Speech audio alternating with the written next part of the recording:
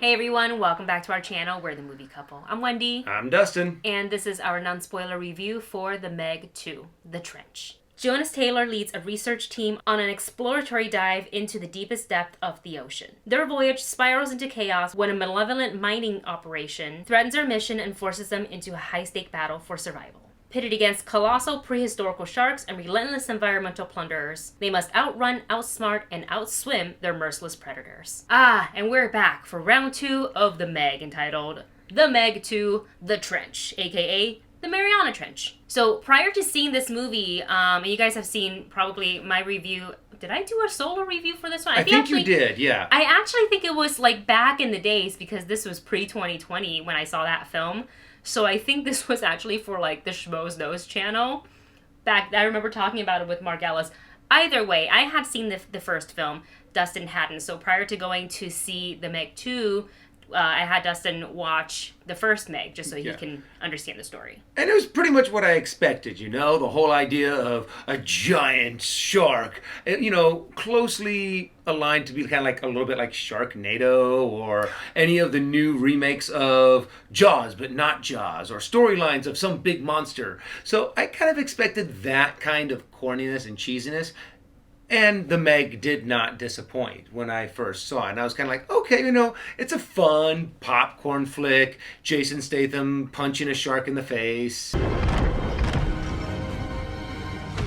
He is quite the action hero, as one would expect Jason Statham to be. So we're back for round 2. He is back once again as the title character. Well, his name isn't in the title, but as Jonas Taylor's. And for, I think, a lot of you out there who may or may not have read the book, but this is an adaptation to Stephen Alton's series and novels, The Meg. So it is based off that, but if you're thinking of going into whether the first or the second film thinking that it's going to be a direct adaptation of the books, it is not. It has some of the characters that are from the books. It includes some of the storylines, but I would say it would, the better word I would say, it's like inspired by the novels and the books rather than like a straight up adaptation, because they do change quite a lot. Yeah, and you were saying that it's more scientific and it's a little bit more, it kind of explains how all of this would have happened, where The Meg just throws you into a conflict with a giant shark. Yeah, the Steve Alton books do use some talking about the Mariana Trench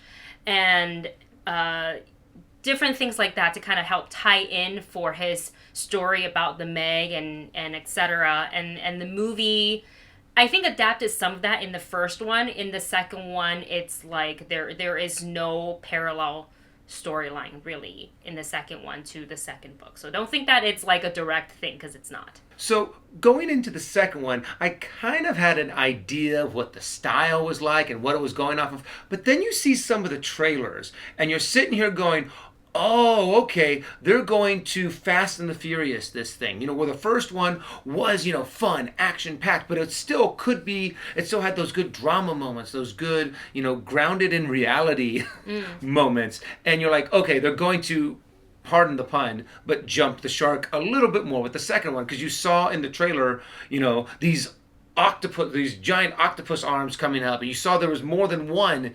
megalodon. So you're sitting here going, okay, they're taking everything and cranking it up to 11. They cranked it up more like to 15 or 20 with this. They just went all out, balls to the walls in this. I think aside from the action and, you know, cranking it up to 50, like Dustin said, I think the one consistent thing that we have aside from the Megs is Jason Statham, who I would say his character from the first movie to the second movie, he didn't try to amplify or kind of make it into a caricature of anything. Like, he stayed, that character, I feel like, stayed really true to itself. Kind of. I feel like they Jason Statham'd him a little bit more. Because there is pretty much, to kind of reintroduce his character at the beginning, there's just this one big action scene that you're kind of like, wait, why is this? Okay, they're kind of tying it into the idea of the Meg, but this is really a standalone thing just to make sure everyone in the audience knows this is a Jason Statham movie. Yes, yeah. There's a lot more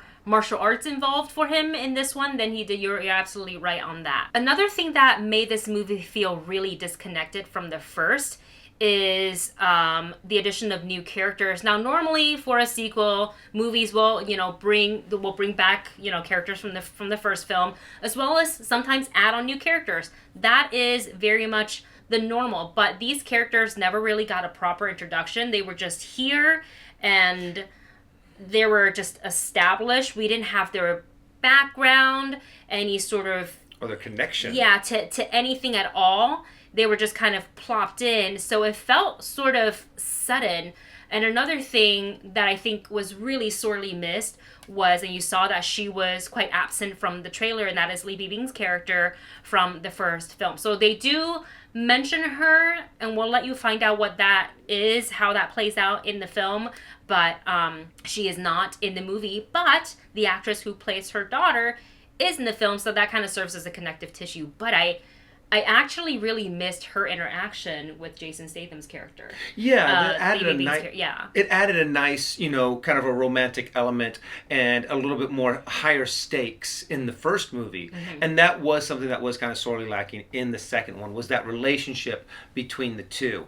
And I have to admit, they had to replace, all of the characters that died in the first movie with new characters that may or may not die in the second movie. And I feel like, very much so, a lot of these characters were just no explanation, throw them in there. Yeah. And then you can kind of sit down and go, okay, they're going to die, that person's going to die, that person's probably going to live. You could probably tell at the beginning, within the first couple minutes of the introduction, whether or not someone was going to live or die. Quite predictable.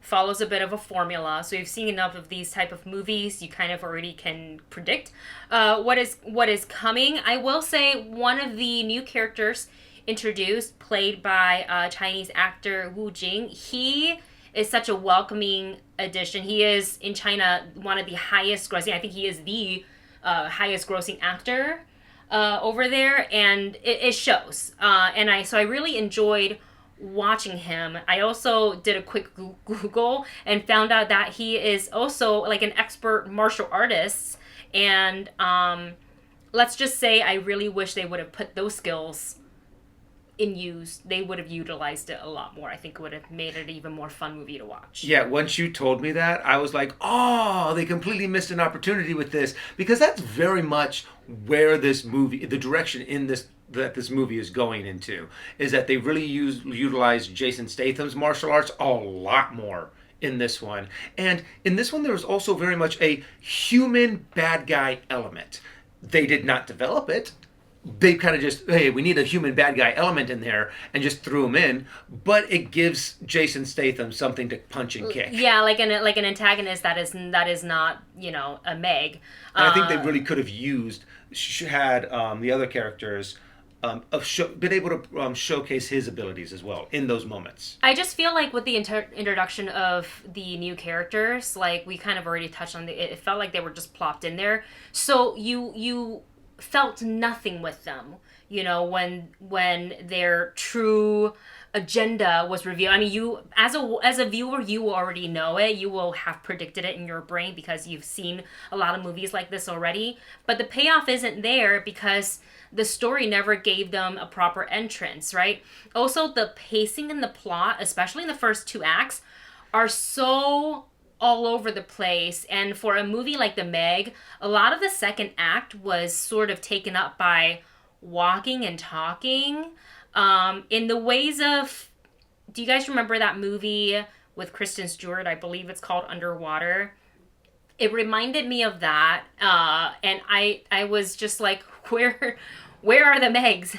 Where are the sharks? And I felt like we spent such a long time seeing our characters do that, but also still nothing came off of it when they were getting attacked, and things should be, you should be kind of biting your nails. You're like, oh no, is this kind of character gonna make it? You're just kind of sitting and watching because you don't even connect to these characters other than Jonas and Maylene. Yeah, and they really do rely a lot on jump scares in this to build up that tension, because you start seeing to a certain point, you're like, oh, okay, something's going to jump out here. You just have to know when. Oh, there it is. And there were a lot of those when you see it on the trailers when they're walking through on the trench floor. They're moving certain moments when the Megs are either hunting them or circling them or other creatures. It really does rely on that, build that tension, build that, and jump scare. So I felt like they really could have cut a lot of that out and focused a little bit more on the development of these characters, or just get us to what we really want to see, which is the Megs. And not, I wasn't really interested in all of these other little creatures that they happened to throw in there. Yeah, when we were watching the trailer and I saw a couple of, shots, this is obviously prior to seeing the movie, and I thought, oh, they're going to take this storyline from this Steve Alton book, and then it turns out it is so not that at all. And I just felt like, I was like, what was the purpose of this? Is the purpose just to add another creature and add another obstacle for our heroes? And it just made everything feel really busy and congested, but not for a good reason.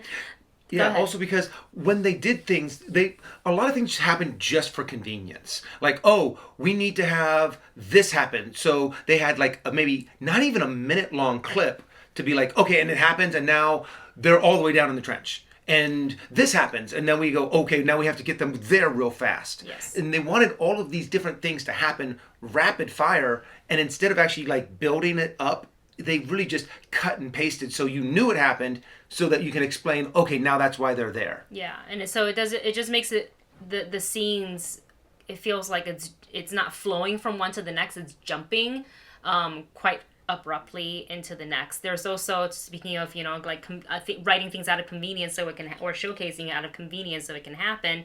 The movie and its characters make certain choices that are really, really, really not great. And we're not going to say what it is. We can't, because that would be considered spoilers. Trust me when we say you will know it when you see it, because the way the theater collectively groaned and laughed about it, that I knew all of us were on the same page. So just things like that was probably the biggest standout of an example of that. But there were several little moments throughout as well, and I was like, well, if this were to happen, and if this was a highly secured and very expensive facility, why was no one notified? Why was there no alarm going off? And this wasn't because, it happened in the Mariana Trench. This was not happening within the Mariana Trench. So things like that happen out of like convenience or like weird decisions that the story decided to have. And that is a balance that these kind of movies do have to have, which is true. They're expected to stretch the possibility of a suspension of disbelief. This movie doesn't slowly stretch it so you go along with it. They just completely break it. There's a whole bunch of things where even laymen in science go, that's not right. There's no way that would work. How is that supposed to do that? They're so blatantly just writing it in there for convenience, when even a child would be like, no, that's not good. You would die. So with that said, let's go ahead and give our closing thoughts and our rating for the movie. Honestly, okay, if you like the first Meg, know that this one cranks it up to 11. It's completely ridiculous. If you are looking for that kind of fun, then yeah, you're going to like this movie. However, it is so over the top, so ridiculous. I have to say, skip it. So again, Jason Statham is the person to watch for. Him and Wu Jing are the two to watch for in this film. I thoroughly enjoy watching them, as well as the character DJ. He is from the first movie. You're gonna if you loved him in the first one, you're gonna love him even more in the second one. I was, having seen the first one, I was ready for like the over the top, the suspend your disbelief, that type of like a fun summer blockbuster. But the lack of connectivity with the story, the plot, and the characters, and just like dropping random story points and not random characters, but dropping characters in kind of haphazardly, really didn't do this movie any favors. I wanted to sit back and enjoy the Meg for what it was, and I really just had a hard time with the story that they were trying to tell us. So Jason Statham, great. Wu Jing, great. Unfortunately, this movie is not for me. And with that said, you guys, once you've seen the movie, come back here and let us know in the comment section if you figured out what that moment was that we're talking about, and let us know your thoughts on that. Do please put spoiler alert and then Yes. space. So if someone doesn't get spoiled, so it doesn't get spoiled for everyone else in the comment section. Correct. All right, you guys. Thank you so much for watching. Don't forget to like, share, and subscribe, and we'll see you in the next one.